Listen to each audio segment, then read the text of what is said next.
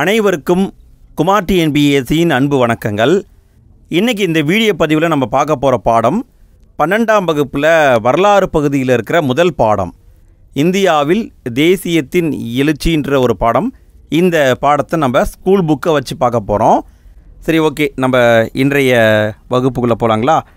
இந்த பாடத்தில் எதை பற்றி பேசுகிறாங்க அப்படின்னா, இந்திய தேசிய இயக்கம் எப்படி உருவாச்சு, அது உருவானதுக்கு காரணம் என்ன, உருவான பிறகு ஆரம்ப ஸ்டேஜில் அவங்க என்ன பண்ணாங்க, இதை பற்றி தான் சொல்கிறாங்க. நம்ம ஒன் பை ஒன்னாக பார்க்கலாம். இந்த ஃபஸ்ட்டு அறிமுகத்தை பொறுத்த வரைக்கும் இங்கே முக்கியமான பாயிண்ட் எதுவுமே இல்லைங்க. ஆனால் ரெண்டு பாயிண்ட் மட்டும்தான் இருக்குது. 1915 மோகன்தாஸ் கரம்சந்த் காந்தி, அதாவது நம்முடைய காந்தியடிகளுங்க, அவர் தென்னாப்பிரிக்காவிலிருந்து இந்தியா திரும்பினார். இது முக்கியமான பாயிண்ட்டு. காந்தியடிகள் எப்போ வந்தாருன்னு கேட்பாங்க. 1915 தென்னாப்பிரிக்காவிலிருந்து இந்தியாவுக்கு வந்தார். அடுத்த பாயிண்ட்டை கவனிங்க. 1919 இந்திய தேசிய இயக்கத்திற்கு அவர் தலைமையேற்றார். 1915 வந்தாலும் 1919 தான் அவர் தலைமை ஏற்கிறாரு. புரியுதுங்களா? இடையில் பார்த்தீங்கன்னா 4 வருஷம் கேப் இருக்குது. இதை கூற்று காரணம் டைப்பில் கூட கேட்கலாம். சரிங்களா? நல்லா பார்த்துக்கோங்க. 1915 வந்தார், 1919 இந்திய தேசிய இயக்கத்துக்கு அவர் தலைமை வகித்தார். அடுத்த பத்தியை பொறுத்த வரைக்கும் தேசியம்னா என்னன்னு கொடுத்துருக்காங்க. இதை ஜஸ்ட் என்னன்னு தெரிஞ்சுக்கோங்க போதும். ஒரு நாட்டுக்கு விசுவாசமாகவும் பக்தியோடும் இருக்கிறதா தேசியம், அவ்வளோதான். சரிங்களா?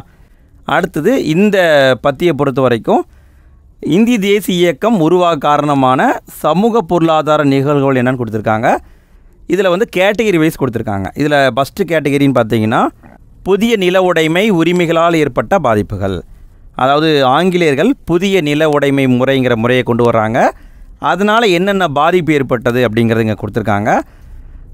குறிப்பிட்டு சொல்லணுன்னா, ஆங்கிலேயர்கள் வர்றதுக்கு முன்னால் இந்தியாவில் எப்படி இருந்தது அப்படின்னா, அதாவது நிலம் அரசருக்கு சொந்தம், விவசாயிகளோட விளைச்சலை பகிர்ந்து கொள்வாங்க. அதாவது அதிகமாக விளைஞ்சாலும் அதில் பாதி அரசுக்கு, குறைவாக விளைஞ்சாலும் அதில் பாதி அரசுக்கு, அப்படிங்கிற மாதிரி தான் ஆங்கிலேயருக்கு முன்னாடி இருந்தது. ஆனால் ஆங்கிலேயர்கள் வந்த பிறகு நிலவரியை பணமாக கணக்கிட்டு நிர்ணயம் செய்தனர். அதாவது நீங்கள் எனக்கு பணமாக கொடுத்துருங்க அப்படிங்கிற மாதிரி ஃபோர்ஸ் பண்ணுறாங்க. அப்படியும் பார்த்தாலும் விலைகளால் ஏற்படக்கூடிய வீழ்ச்சி, வறட்சி, பஞ்சம், இதை எதையுமே கேர் பண்ணல. எனக்கு தேவை பணம், விளைஞ்சாலும் சரி விளையினாலும் சரி கொடு அப்படிங்கிற மாதிரி ஃபோர்ஸ் பண்ணுறாங்க. ஸோ இதுவும் ஒரு பாதிப்பு. அதே மாதிரி பாருங்கள், ஆங்கில கிழக்கிந்திய கம்பெனி அறிமுகம் செய்த புதிய நில நிர்வாக கொள்கை. நல்லா பாருங்கள், என்னது புதிய நில நிர்வாக கொள்கை. இந்த கொள்கையால் 2 முக்கியமான பாதிப்புகள் ஏற்பட்டன. ஃபஸ்ட்டு பாதிப்பு, நிலத்தை விற்பனை பொருளாக்குவது.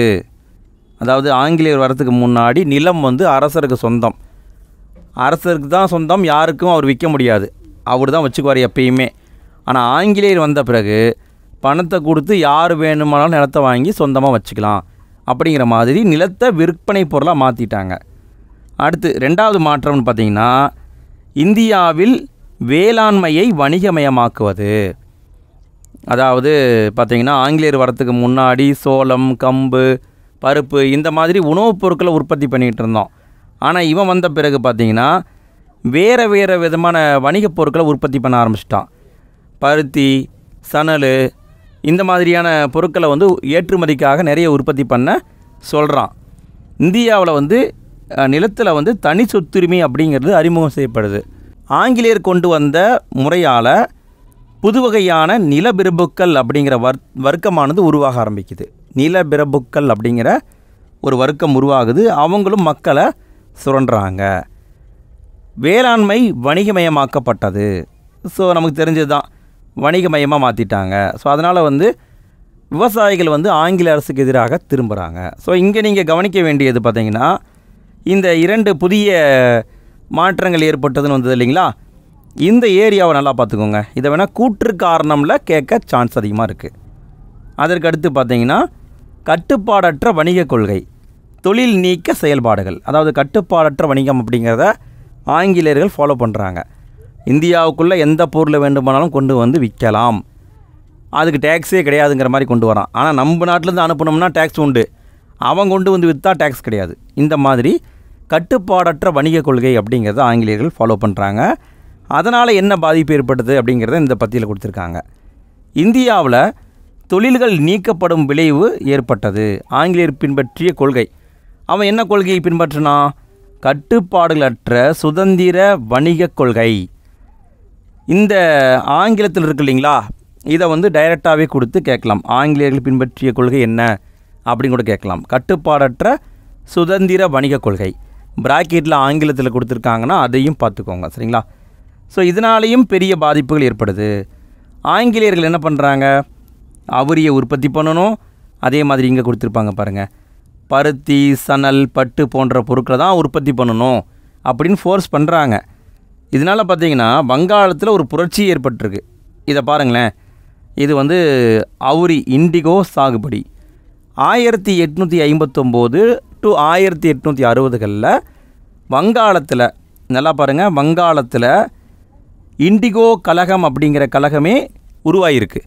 ஆங்கில அரசுக்கு எதிராகவே மக்கள் திரும்பியிருக்காங்க. ஸோ அந்தளவுக்கு ஆங்கிலேயர்கள் மக்களை வந்து டார்ச்சர் பண்ணியிருக்காங்க அப்படின்னு தான் சொல்லணும். புரியுதுங்களா? அப்போ என்ன ஆகுதுன்னா, இந்த புரட்சியின் மூலமாக ஆங்கிலேய பண்ணையாளர்கள் வடக்கு வங்காளத்திலிருந்து வெளியேறினர். நல்லா பாருங்கள், மேற்கு வங்காளம், கிழக்கு வங்காளம்னு சொல்லுவாங்க. அதை விட்டுட்டு பாருங்கள், வடக்கு வங்காளம்னு ஒன்று இருக்குது. அங்கே இருந்து ஆங்கில பண்ணையாளர்கள் வெளியே போயிருக்காங்க, சரிங்களா? இது வந்து ஒரு ரீசனு. இது ரெண்டாவது ரீசனாக பார்த்தோமா. அடுத்து மூன்றாவது ரீசன் பார்த்தீங்கன்னா பஞ்சங்கள். பஞ்சத்தால் என்ன பாதிப்பு ஏற்பட்டதுன்னா, ஆங்கிலேயர் காலத்தில் நிறைய பஞ்சங்கள் ஏற்பட்டது. ஆங்கிலேயர் வரத்துக்கு முன்னாடி பார்த்திங்கன்னா அரசர்கள் இருந்தாங்க. பஞ்சம்னா மக்களை அனுசரித்து அவங்க வந்து மக்கள்கிட்ட வரி வாங்க மாட்டாங்க. ஆனால் ஆங்கிலேயனுக்கு அந்த மாதிரி கருணையெல்லாம் கிடையாது. விளைஞ்சாலும் சரி விளையினாலும் சரி எனக்கு நீ வரி கொடு அப்படிங்கிற மாதிரி தான் ஆங்கிலேயர் இருந்தான். ஸோ அந்த கொடூரமான நிலவரியின் காரணமாகவும் பஞ்சங்கள் காரணமாகவும் மீண்டும் மீண்டும் பஞ்சங்கள் தொடர்ந்து நடந்தாலும் மக்கள் ஆங்கிலேயருக்கு எதிராக திரும்ப ஆரம்பிச்சிட்டாங்க. குறிப்பிட்டு சொல்லணும் அப்படின்னா 1770 ஆரம்பித்து 1900 வரைக்கும் இந்த காலகட்டத்தில் 25 மில்லியன் மக்கள் பஞ்சத்தின் காரணமாக இறந்திருக்காங்க அப்படின்னு சொல்கிறாங்க. 25 மில்லியன் மக்கள் பஞ்சத்தால் இறந்துருக்காங்களாம். நல்லா பாருங்கள். அடுத்து இன்னும் டேட்டா இருக்குது பாருங்கள். 1793 ஆரம்பித்து 1900 வரைக்கும் உலகத்தில் பல்வேறு பகுதியில் நடைபெற்ற போர்கள், சண்டை போட்டிருப்பாங்க இல்லைங்களா? இன்றைக்கி எப்படி நாடுகள் சண்டை போட்டுருக்காங்க இல்லையா? அதே மாதிரி சண்டை போட்டு செத்தவங்களுடைய எண்ணிக்கையை பார்த்தீங்கன்னா வெறும் 5 மில்லியன் தான். எவ்வளோ காலகட்டம்? குத்து மதிப்பாக சொல்லணும் அப்படின்னா கிட்டத்தட்ட ஒரு 105 ஆண்டுகள் எடுத்துக்கோங்க. 105 ஆண்டுகளில் சண்டை போட்டு செத்தவன் வெறும் 5 மில்லியன். ஆனால் 1891 ஆரம்பித்து 1900 வரைக்கும் இந்த 10 ஆண்டுகளில் மட்டும் பஞ்சத்தால் இந்தியாவில் இறந்தவங்க 19 மில்லியன் மக்கள் இறந்துருக்காங்கன்னு சொல்கிறாங்க. எந்த அளவுக்கு கொடூரம் பாருங்கள். 105 வருஷத்தில் செத்தவன் 5 மில்லியன் மக்கள், 10 வருஷத்தில் பஞ்சத்தில் செத்தவன் 19 மில்லியன் மக்கள். இதை அந்த காலத்தில் இருந்த மெட்ராஸ் டைம்ஸ் பத்திரிகையின் ஆசிரியர் வில்லியம் டிக்பை அவரே வந்து குறிப்பிட்டிருக்காரு, பஞ்சம் எந்த அளவுக்கு கொடூரமாக இருந்திருக்கு அப்படின்ட்டு. இந்த பத்திரிகை ஆசிரியர் இதுவும் முக்கியம், இந்த டேட்டாவும் முக்கியம், பார்த்துக்கோங்க. ஆனால் இந்த பட்டினி காலங்கள்லேயும் ஆங்கில கவர்மெண்ட்டு இந்தியாவில் இருக்கிற சுரண்டி இங்கிலாந்துக்கு அனுப்பிக்கிட்டே இருந்தது. குறிப்பாக கோதுமை, பல மில்லியன் டன் கோதுமை இங்கிலாந்துக்கு அனுப்பப்பட்டிருக்கு. இதில் குறிப்பிட்டு சொல்லணுன்னா 1866 ஒடிசாவில் பஞ்சம் ஏற்பட்டது. பயங்கரமான பஞ்சம். அந்த பஞ்சத்தில் 1.5 மில்லியன் மக்கள் இறந்துருக்காங்க அந்த பஞ்சத்தால். ஆனால் ஆங்கில கவர்மெண்ட் என்ன பண்ணியிருக்கு? 200 மில்லியன் பவுண்டு அரிசியை இங்கிலாந்துக்கு அனுப்பியிருக்கு. பஞ்சத்தில் இருக்கிற இவனுக்கு உதவி செய்கிறத விட அவன் அங்கே அனுப்பிட்டு இருந்திருக்கான். இதன் காரணமாக தான், இந்த ஒரிசா பஞ்சத்தின் காரணமாக தான் தாதாபாய் நவ்ரோஜின்னு ஒருத்தர் கேள்விப்பட்டிருப்பீங்க. அவர் இந்தியாவில் வறுமை குறித்த தனது வாழ்நாள் முழுவதுமான ஆய்வை தொடங்கினார். அது காரணம் 1866 நடைபெற்ற ஒடிசா பஞ்சம். இதை கூட கூற்று காரணத்தில் கேட்கலாம். இந்த பஞ்சம் அப்படிங்கிறது மற்ற பகுதிகளில் மட்டும் கிடையாது, மதராஸ் மாகாணத்திலையுமே நடந்திருக்கு. 1876 1878 வரைக்கும் இந்த 2 ஆண்டுகளில், இடைப்பட்ட 2 ஆண்டுகளில் பருவமழை பொய்த்து போச்சு. பருவமழை பெய்யவே இல்லை. அதனால் மதராஸ் மாகாணத்தில் பெரும் பஞ்சம் ஏற்பட்டிருக்கு. அப்போ இந்தியாவுடைய ஆளுநராக இருந்தவர் யார்? அரச பிரதிநிதி அப்படின்னு பார்த்தீங்கன்னா லிட்டன் பிரபு. அவர் எப்படி ஒரிசா பஞ்சத்தின் போது தலையிடா கொள்கையை ஃபாலோ பண்ணாரோ அதே மாதிரி அந்த ஆள் எந்த விஷயத்துலையுமே தலையிடலை. யாருன்னு கூட கேட்கலாம், லிட்டன் பிரபு. இந்த 2 ஆண்டு பஞ்சத்தின் காரணமாக 3.5 மில்லியன் மக்கள் பஞ்சத்துக்கு பலியானதாக சொல்கிறாங்க. இது வந்து 3வது ரீசன். அடுத்த ரீசன் பார்த்திங்கன்னா ஒப்பந்த கூலி தொழிலாளர்கள். ஆல்ரெடி பார்த்திங்கன்னா பல பிரச்சனை போயிட்டுருக்கு. ஒப்பந்த கூலி தொழிலாளருங்கிற முறையும் உருவாகுது. இங்கே ஒரு பாயிண்ட்டை கவனிங்க. சிலோன் அப்படின்னா ஸ்ரீலங்கா. 1815 சிலோனுடைய ஆளுநராக இருந்தவர் மதராஸ் மாநில ஆளுநருக்கு ஒரு கடிதம் அனுப்புகிறாரு. இந்த மாதிரி சிலோனில் அதிகமாக வந்து கரும்பு விளைவிக்கலாம், அப்புறம் அதே மாதிரி நிறைய தேயிலை தோட்டம் இருக்குது, அங்கே வேலை செய்ய ஆள் வேணும், அனுப்புங்க அப்படின்னு சொல்லிட்டு 1815 சிலோனுடைய ஆளுநர் மதராஸ் ஆளுநருக்கு ஒரு கடிதம் அனுப்புகிறாரு.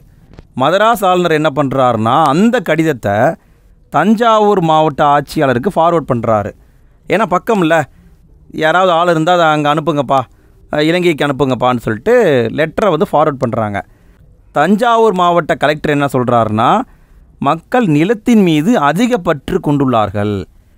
அதாவது நிலத்து மேலே ரொம்ப பாசமாக இருக்காங்க. அப்போ அவங்கள வந்து நம்ம வெளியேற்றுறது ரொம்ப கஷ்டம்.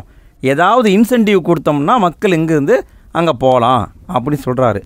ஆனால் இந்த சமயத்தில் பார்த்தீங்கன்னா 1833லேயும் 1843லேயும் கடுமையான பஞ்சம் ஏற்படுது. அந்த பஞ்சத்தால் மக்கள் இன்சென்டிவ் கூட தேவையில்ல, எங்களை உயிரோடு விட்டால் போதுன்ட்டு ஒப்பந்த கூலிகளாக வெளிநாட்டுக்கு போக ஆரம்பிக்கிறாங்க. இங்கே வந்து நீங்கள் முக்கியமாக கவனிக்க வேண்டியது பார்த்தீங்கன்னா ஒரு பாயிண்ட் தான். 1843 பிரிட்டிஷ் இந்தியாவில் அடிமை முறை ஒழிக்கப்பட்டது. இதுதான் மிக மிக முக்கியமான பாயிண்ட்டு. டைரெக்டாகவும் கேட்கலாம். பிரிட்டிஷ் இந்தியாவில் அடிமை முறை ஒழிக்கப்பட்டது எப்போங்க? 1843. இங்கேருந்து என்ன பண்ணுறாங்க, நிறைய பேர் கிளம்பி ஸ்ரீலங்காவுக்கு போகிறாங்க. இலங்கையுடைய காப்பி தோட்டம், தேயிலை தோட்டம், அங்கெல்லாம் போய் கூலிகளாக வேலை செய்கிறாங்க. இப்படி கூலிகளாக போனவங்களுடைய எண்ணிக்கை அதிகமாகிட்டே போகுது. ஒரு டேட்டாவை கொடுத்துருக்காங்க பாருங்கள். 1837 கிட்டத்தட்ட 10,000 பேர் போயிருக்காங்க வருஷத்துக்கு. 1846 9 வருஷம் கழித்து பார்த்தீங்கன்னா 80,000 பேர் போயிருக்காங்க. 1855 1,28,000 பேர் போயிருக்காங்க. 1877 3,80,000 பேர் போயிருக்காங்க. ஸோ இந்த டேட்டா பாருங்கள், அதிகமாகிட்டே இருக்குது. மக்கள் வந்து ஒப்பந்த தொழிலாளர்களாக போயிட்டே இருக்காங்க. அடுத்து ஒரு டேட்டாவை பாருங்கள். ஒரு நூற்றாண்டு முடிஞ்சிட்டு பார்க்கும்போது 5 லட்சம் தொழிலாளர்கள் இந்தியாவிலேருந்து மொரீசியஸ் தீவுக்கு போயிருக்காங்க. அதாவது ஒப்பந்த கூலி தொழிலாளர்களாக. இந்த அளவுக்கு வந்து பஞ்சம் பெரிய பாதிப்பையும் ஆங்கில அரசுடைய கேவலமான நிர்வாகமும் மக்களை வந்து வாட்டி வதைச்சிருக்கு. இங்கே ஒரு பாயிண்ட் கொடுத்துருக்காங்க பாருங்கள். ஒப்பந்த கூலி தொழிலாளர் முறைனா என்னன்னு கொடுத்துருக்காங்க. அதாவது உடல் உழைப்புடன் கூடிய கடுங்காவல் தண்டனை. அதாவது நல்லா கவனிங்க, ஒருத்தனை கூட்டிகிட்டு போகிறாங்க, அவன் கஷ்டப்பட்டு வேலை செய்யணும், இருந்தாலும் அவன் அந்த கஷ்டத்தை பார்த்து ஓடிட்டானா என்ன பண்ணுறது? அப்போ அவனுக்கு கடுங்காவல் தண்டனை. அவனை வந்து கண்காணிக்கிறதுக்கு ஒரு ஆள், புரியுதுங்களா? ஒருத்தனை கூட்டிகிட்டு போய் வேலை வாங்குறானுங்க, அவன் அங்கேருந்து அப்பா என்னால் முடியலை நான் போகிறேன்னு சொல்லி எஸ்கேப் ஆகிட்டா என்ன பண்ணுறதுங்கிறதுக்காக அவனை வந்து கடுங்காவலில் வச்சு வேலை வாங்குறாங்க. எந்த அளவுக்கு கொடுமைப்படுத்தியிருக்காங்க பாருங்கள். 5 வருடத்து காலத்துக்கு வந்து ஒப்பந்தம் பண்ணியிருக்காங்க. 5 வருஷம் கஷ்டப்பட்டு உழைக்கணும், அதுக்கு பிறகு நாங்கள் காசு கொடுப்போம். எவ்வளோ கொடுப்போம்? குறைஞ்ச அளவு காசு கொடுப்போம். அதை வாங்கிட்டு திரும்பி நீ வீட்டுக்கு போயிடணும் அப்படின்னு சொல்கிறானுங்க. வீட்டுக்கு அனுப்புகிறானுங்களா அனுப்பலையா தெரியல, ஆனால் மக்கள் வறுமையால் போகிறாங்க. இந்த அளவுக்கு பாதிப்பு இருந்திருக்கு பாருங்கள். இந்த ஒப்பந்த தொழிலாளர் முறைங்கிறது அடிமை தொழிலை விட மோசமாக இருந்திருக்கு. இதை கண்காணிக்கிறதுக்கு தான் கண்காணிகள் அப்படிங்கிறவங்க நியமிச்சிருக்காங்க, புரியுதுங்களா?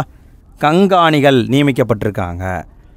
இதுக்கு ஒரு உதாரணம் கொடுத்துருக்காங்க பாருங்கள். இப்போ பார்த்திங்கன்னா 1856 1857 ஒப்பந்த தொழிலாளர்களை ஏற்றிக்கிட்டு ஒரு கப்பல் போகுது.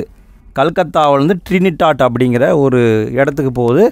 ஆனால் போகிற வழியிலே பார்த்திங்கன்னா நிறைய பேர் இறக்குறாங்க. ஆண்கள், குழந்தைகள், பெண்கள், சிறுவர்கள் எல்லாருமே இறந்துடுறாங்க கிட்டத்தட்ட, சரிங்களா? புள்ளி விவரத்தோடு கொடுத்துருக்காங்க பாருங்கள். இந்த அளவுக்கெல்லாம் வந்து ஆங்கிலேயர்கள் மோசமாக நடத்தியிருக்காங்க. இதனால தான் மக்கள் ஆங்கில அரசை வெறுக்க ஆரம்பிச்சிருக்காங்க. அடுத்து நம்ம பார்க்க போகிற டாபிக் வந்து பார்த்திங்கன்னா மேற்கத்திய கல்வி மற்றும் அதன் தாக்கம். ஆங்கிலேயர் காலத்துக்கு முன்னாடி கல்வி எப்படி இருந்ததுன்னா, படித்தவங்க வந்து பார்த்திங்கன்னா பிராமணர்கள் உயர் நிலையில் இருந்திருக்காங்க. அவங்க பார்த்திங்கன்னா வித்தியாலயங்கள், சதுஸ்பதிகள் இங்கெல்லாம் போய் படிச்சிருக்காங்க. இதெல்லாம் பார்த்திங்கன்னா உயர்ந்த கல்வி நிலையங்கள். சமஸ்கிருத மொழியில் தான் வந்து கல்வி கற்றிருக்காங்க. அப்போ பார்த்திங்கன்னா ஒடுக்கப்பட்ட மக்கள் படிக்கக்கூடாது, புரியுதுங்களா? அப்படி இருந்திருக்கு. ஒடுக்கப்பட்ட மக்கள் படிக்கக்கூடாது, பெண்கள் படிக்கக்கூடாது, ஏழை மக்கள் படிக்கக்கூடாது. அதே மாதிரி எல்லாமே மனப்பாடம் தான். இந்த மாதிரிலாம் வந்து ஆங்கிலேயருக்கு முன்னாடி பண்டைய காலத்தில் இருந்திருக்கு. ஆங்கிலேயர் வந்து என்ன பண்ணியிருக்கான், இந்த கல்வியை கொஞ்சம் மாற்றலாம், நாம் வந்து இந்தியாவில் நவீன கல்வியை கொண்டு வரலாம் அப்படின்னு முடிவு பண்ணுறாங்க. ஏன் இந்த முடிவு எடுக்கிறாங்கன்னா, அதாவது ஆங்கிலேயரிடம் பணி செய்ய பெரும் எண்ணிக்கையிலான கல்வி பெற்ற நபர்கள் தேவைப்படுறாங்க. அவங்களுக்கு வேலை பார்க்க ஆள் வேணும். இங்கிலாந்துலேருந்து கூப்பிட்டு வந்தால் அவனுக்கு அதிகமான சம்பளம் கொடுக்கணும்.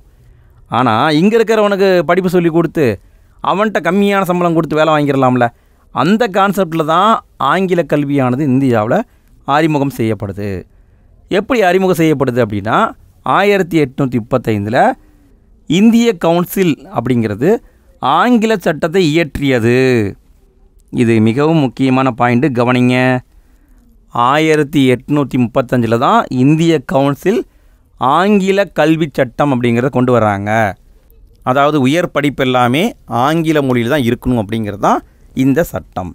இதை கொண்டு வர காரணம் யார்?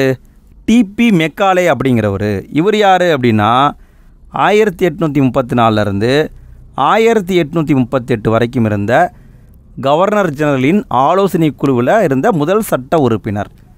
இதையும் கண்டிப்பாக கேட்பாங்க. முதல் சட்ட உறுப்பினர் யாருன்னு கேட்பாங்க. ஆளுநருடைய ஆலோசனை குழுவில் இருந்த முதல் சட்ட உறுப்பினர் டிபி மெக்காலே. நல்லா மனப்பாடம் பண்ணிக்கோங்க, டிபி மெக்காலே வரத்துக்கு முன்னாடியே பார்த்தீங்கன்னா 1823 பொது கல்விக்கான பொதுக்குழு அப்படிங்கிறது உருவாக்கப்பட்டிருக்கு. 1823 பொது கல்விக்கான பொதுக்குழு. இந்த குழுவுடைய நோக்கம் என்னென்னா, அதாவது நான் வந்து கல்வியை தரேன், இந்தியாவில் இருக்கிற எல்லாருக்கும் எஜுகேஷனை கொடுக்குறேன், ஆனால் எந்த வழியில் கொடுக்கறது? தாய்மொழியை வழியாக கொடுக்குறதா இல்லை ஆங்கிலம் வழியாக கொடுக்குறதா எனக்கு புரியல, நீ பார்த்து சொல்லு அப்படிங்கிறதுக்காகத்தான் இந்த பொதுக்குழுங்கிறது உருவாக்கப்பட்டது. ஆனால் இந்த குழுவை பார்த்திங்கன்னா பிற்காலத்தில் 2 குழுவாக பிரிஞ்சுட்டாங்க. ஒன்று கீழ்த்திசை குழு, இன்னொன்று வந்து பார்த்திங்கன்னா ஆங்கில குழுன்னு பிரிஞ்சுட்டாங்க. என்ன அப்படின்னா, கீழ்த்திசை குழு வந்து கல்வியை வந்து பிராந்திய மொழிகளில், அதாவது அந்தந்த பிரதேச மொழிகளில் தான் கொடுக்கணும் அப்படின்னு சொல்கிறாங்க. ஆங்கில மரபு குழுன்னு ஒன்று இருக்குது. இது என்னென்னா, மேலை கல்வியானது, அதாவது பார்த்திங்கன்னா 10வது 12வது அப்புறம் பட்டப்படிப்பு, இந்த மாதிரி மேல் கல்வி படிக்கிறாங்கன்னா அதை ஆங்கிலத்தில் கொடுங்க. நீங்கள் 1வது 2வது படிக்கிறாங்கன்னா அதை வந்து தமிழில் இந்த மாதிரி பிராந்திய மொழியில் கொடுங்க அப்படிங்கிறதான் இந்த ஆங்கில மரபு குழு. இந்த குழுவே பார்த்தா 2ஆக பிரிஞ்சிருச்சு. இருந்தாலும் 1835 சட்டம் கொண்டு வந்துட்டாங்க. அதாவது மேல் கல்வி எல்லாமே ஆங்கிலத்தில் தான் இருக்கணும் அப்படின்ட்டு. அது காரணம் டிபி மெக்காலே 1835 இந்திய கல்வி குறித்த குறிப்புகள் அப்படிங்கிற ஒரு நோட்ஸை வெளியிடுறாரு. ஏன் கல்வியானது ஆங்கில மொழியில் இருக்கணும் அப்படிங்கிறதுக்கு விளக்கமாக ஒரு நோட்ஸை வெளியிடுறாரு. இந்த ஆண்டு முக்கியம். அவருடைய குறிப்புகளுக்கு என்ன பேர் வச்சுருக்காங்க? Minute on Indian education. இது முக்கியம். இதையும் கேட்பாங்க. யார் வெளியிட்டாங்கன்னு கேட்பாங்க, எந்த ஆண்டு வெளியிட்டாங்கன்னு கேட்பாங்க. ஸோ இதையும் பார்த்துக்கோங்க, சரிங்களா? இவர் சொன்னது வந்து பார்த்திங்கன்னா கல்வியானது ஆங்கில வழி தான் இருக்கணும். இந்தியாவில் அறிமுகம் செய்ய வேண்டிய ஆங்கில வழி கல்வியை வடிவமைத்தவர் டிபி மெக்காலே. இதை டைரெக்டாகவே கேட்க சான்ஸ் இருக்குது, சரிங்களா? அடுத்து பார்த்திங்கன்னா இந்தியாவில் பள்ளிகளையும் கல்லூரிகளையும் பல்கலைக்கழகங்களையும் உருவாக்குறாங்க. 1857 பம்பாய், சென்னை, கல்கத்தா போன்ற இடங்களில் பல்கலைக்கழகங்கள் உருவாக்கப்பட்டது. இந்த பல்கலைக்கழகத்தில் நிறைய பேர் படிக்கிறாங்க. அதனால் இந்தியாவில் மத்தியதர வர்க்கம் அப்படிங்கிற ஒரு வர்க்கம் உருவாகுது. அந்த வர்க்கத்தை பாபு வர்க்கம் அப்படின்னு சொல்கிறாங்க. நல்லா படித்தவங்கள பாபு வர்க்கம் அப்படின்னு சொல்கிறாங்க. ஸோ இப்படியெல்லாம் நிறைய மாற்றங்கள் ஏற்படுது. இப்படி படித்தவங்களால் என்ன யூஸு, அதை தான் நம்ம அடுத்து பார்க்க போகிறோம். கற்றறிந்த மத்தியதர வகுப்பினரின் பங்கு. இந்த படித்தவங்களில் பார்த்தீங்கன்னா முக்கியமாக நம்ம கவனிக்க வேண்டியது, இப்போ நீங்கள் இங்கே எடுத்துக்கோங்களேன், ராஜா ராம்மோகன் ராய் வருவார். ஈஸ்வர சந்திர வித்யாசாகர், சுவாமி விவேகானந்தர், அரவிந்த் கோஷ், கோபாலகிருஷ்ண கோகலே, இப்படி நிறைய பேர் சொல்லிட்டே போகலாம். எல்லாமே படித்தவங்க. அந்த மாதிரி படித்தவங்க எல்லாமே பார்த்திங்கன்னா வெளிநாட்டு அறிஞர்களுடைய கருத்துக்களான தேசிய கருத்து, மக்களாட்சிங்கிற கான்செப்ட்டு, சோசலிசம் போன்ற கான்செப்ட்டு, அதை எல்லாத்தையும் எடுத்து இந்தியாவில் பேசுகிறாங்க. எப்பா இந்த மாதிரி வெளிநாட்டிலலாம் நல்லா இருக்கானுங்கப்பா, இவனுங்க தான் நம்மளை வச்சு செஞ்சிட்ருக்காங்க, நம்மளுக்கு தெரியாமல் இருக்குது அப்படின்னு ஒருத்தன் படிச்சுட்டா மற்ற எல்லாருக்குமே அந்த கருத்தை வந்து புகுத்த ஆரம்பிக்கிறாங்க. ஸோ இதுவும் வந்து ஆங்கிலேயருக்கு எதிராக திரும்புகிறது. அடுத்து இங்கே ஒரு பாயிண்ட் கொடுத்துருக்காங்க பாருங்கள்.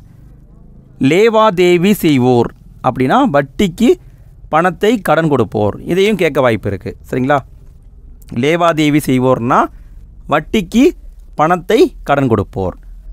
அடுத்து வேறு என்ன நினச்சின்னு பாருங்கள். ஆங்கிலேயர் காலத்தில் வந்து அஞ்சல் தந்தியெல்லாம் கொண்டு வராங்க. அதுவும் இந்தியர்களை ஒன்றாக இணைக்குது. அதன் மூலமாகவும் தேசியம் உருவாக ஆரம்பிக்குது. அடுத்தது பார்த்திங்கன்னா சமய பரப்பாளர்களின் பங்களிப்பு. சமய பரப்பாளர்கள் ஏன் வர்றாங்க அப்படின்னா ஆங்கிலேயர்கள் பின்பற்றிய மதம் கிறிஸ்தவ மதம். கிறிஸ்தவ மதம் அப்படிங்கிறது இந்தியாவில் பரவ ஆரம்பிக்குது. ஆங்கிலேயர்கள் கிறிஸ்தவர்களுக்கு ரொம்ப ஆதரவு கொடுக்குறாங்க. கிறிஸ்தவ பாதிரியார்கள் நிறைய பேர் வர்றாங்க, நிறைய மக்களை கன்வெர்ட் பண்ணுறாங்க. இதை பார்த்த இந்தியர்கள் ஆங்கிலேயருக்கு எதிராக திரும்ப ஆரம்பிக்கிறாங்க. ஸோ கிறிஸ்தவத்தை போதிப்பது அப்படிங்கிறதும் ஆங்கிலேயருக்கு எதிராக திரும்பிய ஒன்று. அடுத்தது பார்த்திங்கன்னா சமூக சமய சீர்திருத்த இயக்கங்கள். நிறைய இயக்கங்கள் உருவாகியிருக்குங்க. இதுலேருந்து எக்ஸாமில் எப்படி கேள்வி வந்திருந்ததுன்னா, இங்கே பாருங்களேன், பிரம்ம சமாஜம், பிரார்த்தனை சமாஜம், அலிகார இயக்கம், இதெல்லாம் எந்த டைப்பான இயக்கம்னு கேட்பாங்க. இதெல்லாம் பார்த்திங்கன்னா சீர்திருத்த இயக்கங்கள். நல்லா பாருங்கள், இதெல்லாம் வந்து சீர்திருத்தம் பண்ணுற இயக்கங்கள். மதத்தை சீர்திருத்தம் பண்ணுறாங்க. யார் யார் உருவாக்குனது? ராஜாராம் மோகன் ராய் உருவாக்குனார் பிரம்ம சமாஜத்தை. பிரார்த்தனை சமாஜத்தை ஆத்மராம் பாண்டுரங் உருவாக்குனார். அலிகார் இயக்கத்தை சர் சையத் அகமது கான் இவர் உருவாக்குனார். இதெல்லாம் பார்த்திங்கன்னா இந்த மூணுமே சீர்திருத்த இயக்கங்கள். சமயத்தை சீர்திருத்தம் பண்ணணும் அப்படிங்கிறதுக்காக உருவாக்கப்பட்ட இயக்கங்கள். அதே மாதிரி பார்த்திங்கன்னா ஆரிய சமாஜம், ராமகிருஷ்ண இயக்கம், தியோபாந்த் இயக்கம், இதெல்லாம் பார்த்திங்கன்னா மீட்பு இயக்கங்கள். அதாவது அவங்க மதத்தை மீண்டும் நல்லா செழிக்க வைக்கணும். அதாவது ஆரிய சமாஜம் இந்து மதத்தை மீண்டும் நல்ல நிலை கொண்டு வரணும், அந்த மாதிரி உருவாக்கப்பட்டது. ஓகேங்களா? டிஃப்ரெண்ட் புரிஞ்சுக்கோங்க. சீர்திருத்த இயக்கம்னா அந்த சமயத்தில் இருக்கிற குறைபாடுகளை நீக்கி அதை சரி பண்ணுறது. மீட்சி இயக்கம்னா அவங்க மீண்டும் அந்த சமயத்தை அதிகமாக டெவலப் பண்ணுறது. இதெல்லாம் வந்து கொடுத்துருக்காங்க, பார்த்துக்கோங்க. அடுத்து பார்த்திங்கன்னா இங்கே சில தலைவர்கள் கொடுத்துருக்காங்க. எந்த இடம்னு மட்டும் பார்த்துக்கோங்க. புனே எங்கே இருக்குன்னா மகாராஷ்டிராவில் இருக்குது. அங்கே வந்து பார்த்திங்கன்னா ஜோதிபா பூலேன்னு ஒரு புகழ்பெற்ற சீர்திருத்தவாதி இருந்தார். கேரளாவில் பார்த்திங்கன்னா நாராயணகுரு இருந்தார். கேரளாவில் ஐயன் காளி, தமிழ்நாட்டில் ராமலிங்க அடிகலர், வைகுண்ட சுவாமிகள், இவங்கெல்லாம் பார்த்திங்கன்னா முக்கியமானவங்க. அயோத்திதாச பண்டிதர், இவங்களெல்லாம் குறிப்பிட்டு சொல்லலாம். இவங்க எல்லாமே வந்து சமூக இயக்கத்துக்காக போராடியவங்க. இதில் ஒரு பாயிண்ட் கொடுத்துருக்காங்க பாருங்கள். 1828 தான் ராஜாராம் மோகன் ராய் பிரம்ம சமாஜத்தை உருவாக்குனார். இந்த ஆண்டு முக்கியம், டைரெக்டாகவே கேட்டிருக்காங்க. பிரம்ம சமாஜம் எப்பொழுது உருவாக்கப்பட்டது? 1828 உருவாக்கப்பட்டது. அதுவும் முக்கியம். அடுத்து பார்த்திங்கன்னா பிரார்த்தனை சமாஜம் 1867, ஆரிய சமாஜம் 1875. இந்த ஆண்டுகள்லாம் முக்கியம் ஃப்ரெண்ட்ஸ். கேட்க மாட்டாங்கன்னு நினச்சிடாதீங்க, கண்டிப்பாக கேட்பாங்க. இதை வந்து எப்படி கேட்கலாம்னா பொறுத்துக்க டைப்பில் கேட்கலாம். பிரம்ம சமாஜம், பிரார்த்தனை சமாஜம், ஆரிய சமாஜம், இப்படி கேட்டு விட்டு ஆண்டுகளை கொடுத்து பொறுத்த சொல்லலாம். அடுத்து பார்த்திங்கன்னா இஸ்லாமியர்களிடையே வந்து பார்த்திங்கன்னா அலிகார் இயக்கம் உருவாச்சு. அடுத்து பார்த்திங்கன்னா தேசியத்தின் எழுச்சிக்கு ஏனைய முக்கிய காரணம் அப்படின்னு பார்த்திங்கன்னா அதில் முதன்மையாக பார்க்குறது வந்து 1857 பெரும்புரட்சி பற்றிய ஓயாத நினைவுகள். 1857 பெரிய புரட்சி ஏற்பட்டிருக்கும், நீங்கள் கேள்விப்பட்டிருப்பீங்க. அந்த புரட்சி அப்படிங்கிறது மிக பெரிய லெவலில் நடந்திருக்கும். அந்த பேரெழுச்சி தான் இந்திய தேசிய இயக்கத்தின் பிறந்த நாளாகும். இது ரொம்ப ரொம்ப முக்கியமான பாயிண்ட்டுங்க. ஸோ இந்திய தேசிய இயக்கத்துடைய பிறந்த நாள் அப்படின்னு பார்த்தீங்கன்னா 1857 பேரெழுச்சி. இந்த பேரெழுச்சியை ஆங்கிலேயர்கள் பயங்கரமாக அடக்குறாங்க. எந்த அளவுக்கு அடக்குறாங்கன்னா 1857 ஜூன் டு செப்டம்பர் மாதத்தில் ஆங்கில படை டெல்லியை முற்றுகையிட்டு டெல்லியில் இருக்கிற அந்த 2ஆம் பகதூர் ஷா அவரை வந்து கைது பண்ணி டெல்லி பகுதியை அடக்குறாங்க. அந்த அடக்குமுறையை பற்றி பம்பாய் மாகாணத்துடைய முன்னாள் ஆளுநராக இருந்த எல்பின்ஸ்டன் அப்படிங்கிறவர் அங்கே நடந்த சம்பவங்களை பற்றி எதிர்காலத்தில் இந்தியாவுடைய அரச பிரதிநிதியாக வரப்போகிற 1864 வரப்போகிற சர் ஜான் லாரன்ஸுக்கு ஒரு கடிதம் அனுப்புனார்.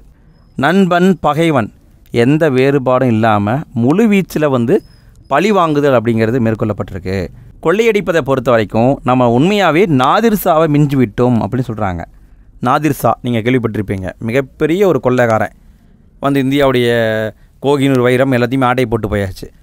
அவனை விட மோசமாக நம்ம நடந்துக்கிட்டோம் அப்படின்னு எல்பின்ஸ்டன் அவர் ஒரு லெட்டர் போட்டிருக்காரு. ஸோ இதுலேருந்தே நமக்கு தெரியுது எந்த அளவுக்கு மோசமாக நடந்திருக்காங்க அப்படின்ட்டு. அடுத்து பார்த்திங்கன்னா ஆங்கிலேயர்கள் பின்பற்றிய இனப்பாகுபாடு. இனப்பாகுபாடுனா கருப்பினம் வெள்ளை இனம், இந்த பாகுபாடை ஃபாலோ பண்ணுறது. கருப்பின மக்களுக்கு உயர் போஸ்ட்லாம் கிடையாது. இந்தியர்கள்னால் உயர் போஸ்ட்லாம் கிடையாது, சும்மா ஒரு கிளர்க்கு மட்டும்தான், அவ்வளோதான். ஆனால் ஆங்கிலேயர்னா ஹையர் போஸ்ட்டு. இதை தடுக்கணும் அப்படிங்கிறதுக்காக பார்த்திங்கன்னா குடிமைப்பணிக்கான தேர்வுகளை அறிமுகம் பண்ணுறாங்க. குடிமைப்பணிக்கான தேர்வு நம்ம சிவில் சர்வீஸ் எழுதணும்னா இந்தியாவில் எழுத முடியாது, நம்ம இங்கிலாந்து போய் தான் எழுதி பாஸ் ஆகிட்டு வரணும் இந்தியாவுக்கு. ஆனால் என்ன பண்ணுறானுங்க, ஆரம்பத்தில் 21 வயசுன்னு வைக்கிறானுங்க. குடிமைப்பணிக்கான தேர்வு எழுதணுன்னா 21 வயது தான், அதுக்குள்ளே இருந்தால் தான் எழுத முடியும் அப்படிங்கிற மாதிரி கொண்டு வரானுங்க. அதில் நம்மளுங்க ஜெயிக்கிறத பார்த்துட்டு அடுத்து பிற்காலத்தில் பார்த்திங்கன்னா 19 வயதாக குறைச்சிட்டானுங்க. 19 வயசுக்குள்ளே இருந்தால் தான் எழுத முடியும், அதை தாண்டிட்டா ஏஜ் பார் ஆயிரும் அப்படின்லாம் பண்ணியிருக்கானுங்க. எந்த அளவு கொடுமை பண்ணியிருக்கானுங்க பாருங்கள் நம்ம ஆளுங்களை. ஸோ இப்படியெல்லாம் இனப்பாகுபாடு அப்படிங்கிறது நடைமுறையில் இருந்திருக்கு. இதையும் கேட்கலாம் சரிங்களா. ஆரம்பத்தில் கொண்டு வரும்போது 21 வயசு, பிறகு 19 வயசாக குறைச்சிட்டாங்க. அடுத்து பார்த்திங்கன்னா நிறைய சுரண்டல் நடவடிக்கைகளை மேற்கொண்டாங்க. நிறைய சட்டங்கள் கொண்டு வர்றது. இப்போ உதாரணமாக சொல்லணுன்னா இந்திய தண்டனை சட்டம் 1870 கொண்டு வந்தாங்க. அதில் பார்த்திங்கன்னா பிரிவு 124A ஒன்று இருக்குது. இந்த செக்ஷன் படி யாரை வேணால் கைது பண்ணலாம். 124A இந்த சட்டம் கொண்டு வந்தது முக்கியம், இந்த செக்ஷனும் முக்கியம், பார்த்துக்கோங்க. இந்திய தண்டனை சட்டம் 1870 பிரிவு 124A. அதே மாதிரி பிராந்திய மொழி சட்டம் 1878 கொண்டு வந்தாங்க. இந்த சட்டங்கள்லாம் முக்கியம் ஃப்ரெண்ட்ஸ், பார்த்துக்கோங்க. இது எல்லாம் கண்டிப்பாக கேட்பாங்க. ஸோ இந்த மாதிரி சட்டம் கொண்டு நிறைய அடக்குமுறையை பண்ணுறாங்க. ரிப்பன் பிரபு அரசு பிரதிநிதியாக இருந்தபோது இல்பர்ட் மசோதா கொண்டு வந்தார். இந்த இல்பர்ட் மசோதாவில் என்ன பெனிஃபிட்னா, அதாவது இந்திய நீதிபதிகள் ஐரோப்பியர்களை விசாரிக்கலாம். இப்போ ஒரு வழக்கு வருது, அதில் ஒரு இந்திய சம்மந்தப்பட்டிருக்காரு, ஒரு ஐரோப்பிய சம்மந்தப்பட்டிருக்காருன்னா இந்திய நீதிபதிகளே விசாரிக்கலாம் அப்படிங்கிறது தான் இந்த இல்பர்ட் மசோதா. ஆனால் முன்னாடி எப்படி இருந்ததுன்னா, ஒரு ஐரோப்பியர் உள்ளே வந்துட்டாவே ஐரோப்பிய ஜட்ஜு மட்டும்தான் அந்த வழக்கை விசாரிக்க முடியும், ஒரு இந்திய ஜட்ஜு விசாரிக்கக்கூடாது அப்படிங்கிறது முன்னாடி இருந்தது. இந்த மனுஷன் பாவம் ஏதோ ரிப்பன் பிரபு அவர் நல்ல விஷயமாக கொண்டு வந்தார், இதையுமே கேன்சல் பண்ணிட்டாங்க பின்னாடி. அப்படிலாம் முடியாது, நாங்கள் ஒத்துக்க மாட்டோம்னு சொல்லிட்டு திரும்ப இதையுமே திருத்தம் பண்ணிட்டாங்க. ஸோ இந்த இல்பர்ட் மசோதாவை கொண்டு வந்தவர் ரிப்பன் பிரபு. இதையும் கேட்க வாய்ப்பு இருக்குது. ஆண்டு 1884ன்னு 10th போட்டிருப்பாங்க. இந்த புக்லேயே பார்த்தீங்கன்னா பின்னாடி 1883 போட்டிருப்பாங்க. ஆனால் 1884 தான் கொண்டு வந்திருப்பாங்க. அடுத்து பாருங்கள், பத்திரிகைகளின் பங்கு. நிறைய பத்திரிகைகள் மக்களுக்கு எழுச்சியெல்லாம் உண்டாக்குச்சு. குறிப்பாக பார்த்தீங்கன்னா தன்னாட்சி, மக்களாட்சினா என்ன, குடிமை உரிமைகள்னா என்ன, தொழில் மையமாக்குதல்னா என்ன, இதை பற்றியெல்லாம் நிறைய தகவல்களை மக்களுக்கு பத்திரிகைகள் சொல்லிச்சு. அதில் முக்கியமாக கவனிக்க வேண்டியது பார்த்திங்கன்னா ராஜாராம் மோகன் ராய். இவரை பொறுத்த வரைக்கும் 2 பத்திரிகையை வெளியிட்டார். ஒன்று பார்த்திங்கன்னா வங்கமொழி, வங்காளத்தில் சம்பத் கௌமுகி அப்படிங்கிற பத்திரிகை. இதை 1821 வெளியிட்டிருக்காரு. இது பார்த்திங்கன்னா வங்காள மொழி பத்திரிகை. இன்னொரு பத்திரிகைன்னு பார்த்தீங்கன்னா மிராத் உல் அக்பர். இது பார்த்திங்கன்னா பாரசீக மொழி பத்திரிகை. நல்லா பார்த்துக்கோங்க, ரெண்டுமே வேறு வேறு மொழி. சம்பத் கௌமுகின்னா அது வங்காள மொழி பத்திரிகை, மிராத் உல் அக்பர்னா அது பாரசீக மொழி பத்திரிகை. ஸோ 2 பத்திரிகையும் ராஜாராம் மோகன் ராய் வெளியிட்டிருக்காரு. அடுத்து பார்த்திங்கன்னா நிறைய பத்திரிகை வந்திருக்கு. Amrita Bazar Patrika, the Bombay chronicle, the tribune, the Indian mirror, the Hindu, Swadesamitran, இப்படி நிறைய பத்திரிகைகள் தொடர்ச்சியாக உருவாகிருக்கு. இதன் மூலமாகவும் மக்களுக்கு விழிப்புணர்வு வந்திருக்கு. அதுக்கு அடுத்தது பார்த்திங்கன்னா இந்தியாவுடைய பழம்பெருமையை வணங்குதல். இந்தியாவுடைய பெருமையை பற்றியும் சொல்கிறாங்க. யார் அப்படின்னு பார்த்தீங்கன்னா வில்லியம் ஜோன்ஸ், இவர் ஒரு ஆராய்ச்சியாளர்.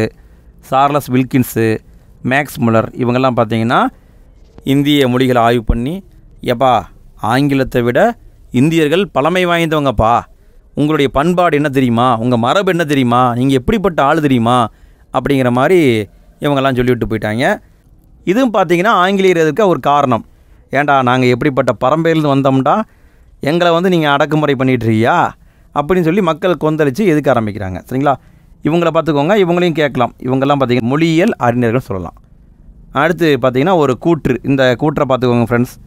அரவிந்த் கோஷ் இவர் என்ன சொல்கிறாருன்னா, தேசியத்தின் குறிக்கோளானது இந்திய சிந்தனையை, இந்திய குணநலன்களை, இந்திய உணர்வுகளை, இந்திய ஆற்றலை, இந்தியாவின் உன்னதத்தை மீட்டெடுப்பதாகும். மேலும் உலகை தடுமாறச் செய்யும் பிரச்சனைகளை இந்திய மனப்பாங்குடன் இந்திய நிலைப்பாட்டிலிருந்து தீர்த்து வைப்பதாகும் அப்படின்ட்டு அரவிந்த் கோஷ் சொல்லியிருக்காரு. ஸோ இதையும் கேட்கலாம், யார் சொன்னாங்க அப்படின்னும் கேட்கலாம். அடுத்து பார்த்திங்கன்னா இந்தியாவில் சங்கங்கள் உருவாகுது. இது வரைக்கும் பார்த்திங்கன்னா தனித்தனியாக எதிர்ப்பை தெரிவிச்சிட்டு இருந்தாங்க. சரி, நம்ம ஒரு சங்கமாக மாறி எதிர்ப்பை தெரிவிக்கலாம் அப்படின்னு ஃபஸ்ட்டு சங்கமாக உருவாக்க முயற்சி பண்ணுறாங்க. உருவாக்கிட்டாங்க. முதல் சங்கமே பார்த்திங்கன்னா சென்னையில் தான் உருவாக்கப்பட்டது, சென்னை வாசிகள் சங்கம். இதை சுருக்கமாக MNAன்னு குறிப்பிடுவாங்க, மெட்ராஸ் நேட்டிவ் அசோசியேஷன். இது எப்போ உருவாக்கப்பட்டது? இது ரொம்ப ரொம்ப முக்கியங்க. 1852 பிப்ரவரி 26 உருவாக்கப்பட்டது. இந்த டேட்டு முக்கியம். 1852 பிப்ரவரி 26. சரி, எதுக்காக சென்னை வாசிகள் சங்கத்தை உருவாக்குறாங்க அப்படின்னா, மக்களை ஒன்றிணைத்து கம்பெனிக்கு எதிராக குறைபாடுகளை எடுத்துரைக்க, எல்லாரையும் ஒன்றா சேர்த்தி அவங்களுடைய பிரச்சனை என்னவோ அதை வந்து ஒரே குரலில் சொல்கிறதுக்காக தான் உருவாக்குறாங்க. இப்படி உருவாக்கப்பட்ட முதல் முயற்சின்னு பார்த்திங்கன்னா சென்னை வாசிகள் சங்கம் தாங்க. சரி, இந்த சங்கம் எப்படிப்பட்ட சங்கம்? நில உடைமை வணிக வர்க்கத்தினரின் அமைப்பாகும். இதில் பார்த்திங்கன்னா அதிகமாக வணிகர்கள் தான் இருந்தாங்க, வணிகர்களுடைய ஒரு அமைப்பு. இந்த அமைப்பு உருவாக காரணமாக இருந்தவர் யார்? கஜுலா லட்சுமி நரசு. இவர் தான் இந்த அமைப்பு உருவாவதற்கு உந்து சக்தியாக இருந்தவர். இதையும் டைரெக்டாக கேட்கலாம். கஜுலா லட்சுமி நரசு இவர் தான் உருவாக காரணமாக இருந்தவர். சரி, இவங்க என்ன பண்ணாங்க? இந்த சென்னை வாசிகள் சங்கத்தின் மூலமாக அவங்களுடைய குறைகளை ஆங்கில கிழக்கிந்திய கம்பெனிட்டு சொல்லலை, டைரெக்டாக இங்கிலாந்து கவர்மெண்ட்டுக்கு அனுப்பிச்சிட்டு இருந்தாங்க. எங்களுடைய பிரச்சனை இது, தீர்த்து வைங்க அப்படின்னு அனுப்பிச்சிட்டு இருந்தாங்க. இந்த அமைப்பு பார்த்திங்கன்னா ஃபஸ்ட்டு ஒரு லெட்டர் போடுறாங்க. இங்கிலாந்து பாராளுமன்றத்துக்கு முன்னாடி ஒரு மனு போடுறாங்க. என்ன மனுன்னா, அதாவது பார்த்திங்கன்னா இந்தியாவில் வந்து ஜமீன்தாரர்கள் முறை அப்படிங்கிற முறை இருக்குது. அந்த முறையால் அதிகமான மக்கள் பாதிக்கப்படுறாங்க. அதனால் பண்டைய கிராம முறையை மீட்டெடுக்க வேண்டும். நீங்கள் ஜமீன்தார் முறையை கேன்சல் பண்ணிட்டு பண்டைய காலத்தில் எப்படி இருந்ததோ அதே மாதிரி முறையை கொண்டு வந்து நீங்கள் வரியை வேணால் வசூல் பண்ணிக்கோங்க அப்படின்னு அவங்க ஒரு லெட்டர் போடுறாங்க. ரைத்தாரி முறையும் வேணாம், ஜமீன்தாரி முறையும் வேணாம் அப்படின்னு லெட்டர் போடுறாங்க. எப்போ போட்டாங்கன்னா 1852 டிசம்பர். 1852 டிசம்பரில் லெட்டர் போடுறாங்க. அதே மாதிரி இன்னும் சில பிரச்சனைகளை பற்றியும் அதில் பேசுகிறாங்க. நீதித்துறையானது நிறைய சிக்கல் நிறைந்ததாக இருக்குது. அதனால் நீதிபதிகளை நீங்கள் நியமிக்கும் பொழுது அவங்களுக்கு வட்டார மொழியிலையும் திறமை இருக்கிற மாதிரி பண்ணி போடுங்க. அதாவது பார்த்திங்கன்னா ஒரு ஐரோப்பிய ஜட்ஜி வருவார், ஒரு வழக்கை விசாரிப்பார். அவருக்கு தமிழும் புரியாது, ஒன்றும் புரியாது. அவர் பாட்டுக்கு ஆங்கிலேயர் என்ன சொல்கிறானோ அதான் கேட்பார். ஸோ அவங்க என்ன சொல்கிறாங்கன்னா, வட்டார மொழி தெரிஞ்ச ஒரு ஜட்ஜாகவும் அப்பாயின்மெண்ட் பண்ணுங்கள் அப்படிங்கிற மாதிரி கோரிக்கை வைக்கிறாங்க. அதில் அடுத்த கோரிக்கை பார்த்திங்கன்னா, மானிய உதவி திட்டத்தின் கீழ் சமயப்பரப்பு நிறுவனங்களின் கல்விக்கூடங்களுக்கு அரசுடைய நிதி மடைமாற்றம் செய்யப்படுவது. அதாவது பார்த்திங்கன்னா, நீங்கள் மானியம் கொடுக்குறீங்க, ஆனால் உண்மையிலே மானியம் வந்து கல்வி நிறுவனங்களுக்கு போகுதான்னு கேட்டால் போகல. அது எல்லாமே கிறிஸ்தவ சமயப்பரப்பு கல்வி நிறுவனங்கள் தான் போகுது. அதை வந்து நீங்கள் தடை பண்ணணும். இப்படி 3 கோரிக்கையை அவங்க வச்சுருக்காங்க. இந்த மனுவை இங்கிலாந்து கவர்மெண்ட்டுக்கு அனுப்புகிறாங்க. இந்த மனுவை ஆங்கில பாராளுமன்றத்துக்கு அனுப்புகிறாங்க. ஆங்கில பாராளுமன்றம் அதை விசாரணைக்கு எடுத்துக்குது. எப்போ எடுத்துக்குதுன்னா 1852 டிசம்பரில் எடுத்துக்கிட்டு சரி ஓகே இப்படியெல்லாம் சொல்கிறாங்களே, யாரையாவது அனுப்பி விசாரிப்போம் அப்படின்னு சொல்லிட்டு 1853 மார்ச்சில் விசாரணை பண்ணிவிட்டு, அதாவது லண்டனில் பாராளுமன்றத்தில் விசாரணை நடக்குது. இந்த மாதிரிலாம் குற்றச்சாட்டு வந்திருக்கு, என்ன பண்ணலாம் அப்படின்ட்டு. சரி ஓகே ஒரு ஆள் அனுப்புவோம் அப்படின்ட்டு இந்திய சீர்திருத்த கழகம்னு ஒரு கழகம் இருக்குது. அந்த கழகத்துடைய தலைவர் HD செய்மோர் அப்படிங்கிறவர் அனுப்புகிறாங்க. 1853 அக்டோபர் மாதம் அனுப்புகிறாங்க. அவர் அக்டோபர் மாதம் இந்தியாவுக்கு வந்துட்டு இந்தியாவில் பார்த்திங்கன்னா சென்னை, குண்டூர், கடலூர், திருச்சிராப்பள்ளி, சேலம், திருநெல்வேலி இந்த ஏரியாவிலையும் பார்த்துட்டு போயிட்டு அவர் வந்து ரிப்போர்ட் கொடுக்குறாரு. அவர் என்ன ரிப்போர்ட் கொடுக்குறாருன்னா, ஆங்கில கிழக்கிந்திய கம்பெனி நல்லா தான் இயங்கிட்டு இருக்கு, ஒன்றும் பிரச்சனை இல்லைன்னு சொல்லிட்டு அந்த ஆள் சாதகமாக ரிப்போர்ட் கொடுத்துட்டாப்புல. அதனால் 1853 பட்டய சட்டம் அப்படிங்கிறத ஆங்கில கவர்மெண்ட் கொண்டு வருது. அதன் மூலம் பார்த்திங்கன்னா ஆங்கில கிழக்கிந்திய கம்பெனி இந்தியாவில் மேலும் தொடரலாம் அப்படின்னு அனுமதி கொடுத்துட்டாங்க. நம்ம எவ்வளவோ கஷ்டப்பட்டு ஒரு லெட்டர் அனுப்பினோம், இவனுங்க பாரு திருப்பியும் வந்து ஆங்கில கிழக்கிந்திய கம்பெனிக்கு பர்மிஷன் கொடுக்குறான் அப்படின்னு சொல்லிட்டு இரண்டாவதாக இந்த அமைப்பு என்ன பண்ணுதுன்னா இன்னொரு லெட்டர் அனுப்புது. என்ன லெட்டர் அனுப்புதுன்னா, இந்தியாவில் இருக்கிற ஆங்கிலேயருக்கு சொந்தமான பகுதிகள் மகாராணியின் நேரடி கட்டுப்பாட்டில் கொண்டு வர வேண்டும்.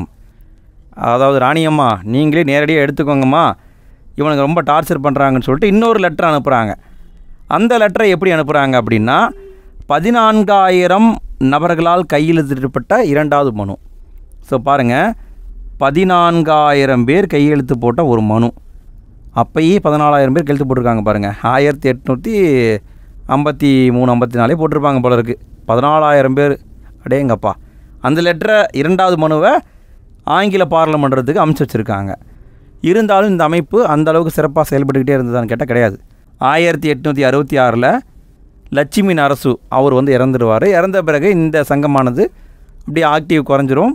கடைசியாக பார்த்தா 1881 இந்த அமைப்பானது இல்லாமலேயே போயிடும், செயல்பாட்டிலேருந்து சுத்தமாக முடிஞ்சு போயிடும். ஆனால் இந்த அமைப்புடைய ஒரு முக்கியமான நல்ல விஷயம்னு பார்த்தீங்கன்னா, இந்தியருடைய கருத்தை வெளியே சொல்ல மேற்கொள்ளப்பட்ட ஒருங்கிணைந்த முயற்சியின் தொடக்கம். ஒருங்கிணைந்த முயற்சி, எல்லாருமே சேர்ந்து சொல்லுவோம்ப்பா அப்படிங்கிற ஒரு தொடக்க புள்ளியை ஏற்படுத்தினது சென்னை வாசிகள் சங்கம்தான். இந்த சங்கமெல்லாம் முக்கியம் ஃப்ரெண்ட்ஸ். காரணம் யார், எந்த ஆண்டு உருவாக்கப்பட்டது, எப்போ லெட்டர் போட்டாங்க, அந்த லெட்டருடைய சாராம்சம் என்ன, எப்போ முடிவுக்கு வந்தது, இதெல்லாம் முக்கியம் பார்த்துக்கோங்க. அடுத்து இரண்டாவதாக உருவாக்கப்பட்ட சங்கம் வந்து சென்னை மகாஜன சங்கம். இதை சுருக்கமாக எம்எம்எஸ்ன்னு சொல்லுவாங்க. எம்எம்எஸ்னால் செல் அனுபவம் இல்லை, அது கிடையாது. மெட்ராஸ் மகாஜன சபா. இது வந்து பார்த்திங்கன்னா புதிய ஒரு சங்கமாக உருவாகுது. இது எப்போ உருவாச்சு அப்படின்னா 1884 மே 16 தொடக்க விழா நடந்தது. அந்த தொடக்க விழாவில் ஜி சுப்பிரமணியம், பி ராகவாச்சாரியார், அனந்தா சார்லு, ரங்கையா, பாலாஜிராவ், சேலம் ராமசாமி எல்லோரும் சேர்ந்து மதராஸ் மகாஜன சங்கத்தை ஏற்படுத்துவோம் அப்படின்னு சொல்லி சங்கத்தை ஏற்படுத்துகிறாங்க. எப்போன்னு மட்டும் பார்த்துக்கோங்க, 1884 மே 16 இருந்தாலும் என்ன நடக்குதுன்னா, அடுத்த வருஷம் 1885 இந்திய தேசிய காங்கிரஸுடைய மாநாடு நடக்கும். அந்த மாநாட்டில் போயிட்டு இதை வந்து மெர்ஜ் பண்ணி விட்ருவாங்க. இந்திய தேசிய காங்கிரஸோட மதராஸ் மகாஜன சபையை இணைச்சி விட்ருவாங்க. சென்னை மகாஜன சபையுடைய பிராந்திய மாநாடு, இந்த மாநாடு ஃபஸ்ட்டு மாநாடு நடக்கும். அந்த மாநாடு நடந்து முடிந்த பின்னர் பம்பாயில் நடைபெற்ற இந்திய தேசிய காங்கிரஸுடைய முதல் மாநாடு எங்கே நடந்துச்சு, பம்பாயில் நடந்துச்சு. அதில் போயிட்டு இந்திய தேசிய காங்கிரஸோட இணைச்சி விட்ருவாங்க. அடுத்து நம்ம பார்க்க போகிறது இந்திய தேசிய காங்கிரஸ் உருவான வரலாறு. இதை சுருக்கமாக ஐஎன்சின்னு குறிப்பிடுவாங்க, இந்தியன் நேஷனல் காங்கிரஸ். இது எப்படி உருவாச்சுன்னா, இதுக்கு முன்னாடியே பார்த்திங்கன்னா நிறைய பேர் வந்து ஆங்கில அரசுக்கு எதிராக கிளர்ச்சிகள்லாம் பண்ணியிருக்காங்க. அதில் குறிப்பிட்டு சொல்லணுன்னா நிறைய மக்கள்லாம் ஒன்றா கூடி வந்து போராட்டம் பண்ணியிருக்காங்க. இப்போ உதாரணமாக சொல்லணுன்னா 1875 இறக்குமதி ஆகக்கூடிய பருத்தி துணி, அந்த பருத்தி துணி மீது இறக்குமதி வரி விதிக்கணும் அப்படின்னு சொல்லிட்டு ஜவுளி ஆலை உரிமையாளர்கள் அவங்க வந்து ஒரு இயக்கம் நடத்தியிருக்காங்க. அவங்க நடத்தின ஒரு இயக்கம் இருந்திருக்கு 1875. 1877 அரசு பணிகள் இந்தியமயமாக்கப்பட வேண்டும் அப்படின்னு அப்பையும் ஒரு கோரிக்கை, ஒரு இயக்கம் உருவாகியிருக்கு. 1878 வட்டார மொழி பத்திரிகை சட்டத்துக்கு எதிராக போராட்டம் நடந்திருக்கு, அப்பையும் ஒரு இயக்கம். அடுத்து பாருங்கள், இல்பர்ட் மசோதாவுக்கு ஆதரவாக 1883 கிளர்ச்சி நடந்திருக்கு. ஸோ இதெல்லாம் பார்த்திங்கன்னா மக்கள் வந்து கூட்டமாக சேர்ந்து போராடிய இயக்கங்கள். புரியுதுங்களா? ஆண்டுகள் முக்கியம் பார்த்துக்கோங்க. ஸோ இப்படி எல்லாமே சேர்ந்து போராட்டம் பண்ணியிருக்காங்க. இருந்தாலும் பெரிய அளவுக்கெல்லாம் கிடையாது, அது ஓரளவுக்கு சின்னதாக இருந்திருக்கு. பிறகு தான் பார்த்திங்கன்னா பெரிய அளவுக்கு உருவாகிருக்கு. இந்திய தேசிய காங்கிரஸ், அதில் இருக்கிற இந்தியா அப்படிங்கிற வார்த்தையானது ஒரே நாடு என்ற கருத்தின் அமைப்பில் தான் உருவாக்கப்பட்டிருக்கு. இந்தியா என்பது ஒரே நாடு, அதனால தான் இந்திய தேசிய காங்கிரஸ். ரைட்டுங்களா? சரி, இது எப்படி உருவாச்சு? ஆலன் அக்டேவியன் ஹியூம்னு ஒருத்தர் இருக்கார். இவரை சுருக்கமாக ஏஓ ஹியூம்னு சொல்லுவாங்க. நீங்கள் பார்க்குறீங்க இல்லையா? இவர் தான். இவர் வந்து பார்த்திங்கன்னா பணி நிறைவு பெற்ற இந்திய குடிமை பணி அதிகாரி. இவர் வந்து பார்த்திங்கன்னா ஒரு ஐசிஎஸ் ஆஃபீஸர். இவர் வந்து ரிட்டையர்மெண்ட் ஆஃபீஸரு. இவர் என்ன பண்ணுறாரு, 1884 வந்து டிசம்பர் மாதத்தில்